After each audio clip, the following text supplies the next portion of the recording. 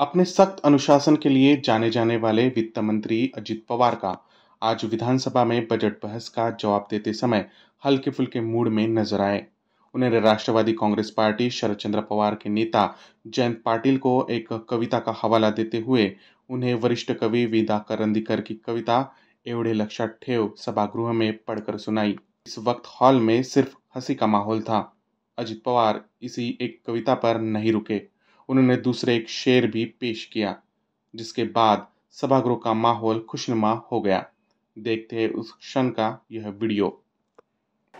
एवढं लक्षात ठेवा, उंची न आपुले वाढते फारसी वाटून हेवा, श्रेय ज्यांचे त्यास द्यावे एवढं लक्षात ठेवा।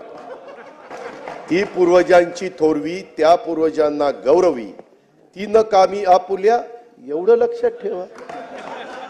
जाणते जे सांगती ते ऐकून घ्यावे सदा, मात्र तीही माणसे एवढं लक्षात ठेवा। चिंता जगी या सर्वथा कोणा न येई टाळता, उद्योग चिंता घालवी एवढं लक्षात ठेवा। विश्वास ठेवावाच लागे व्यवहार चाले त्यावरी, सीमा तयाला पाहिजे एवढं लक्षात ठेवा। दुपटीने देतसे जो ज्ञान आपण घेतलेले, तो गुरूंचे पांग फेडी एवढे लक्षात ठेवा।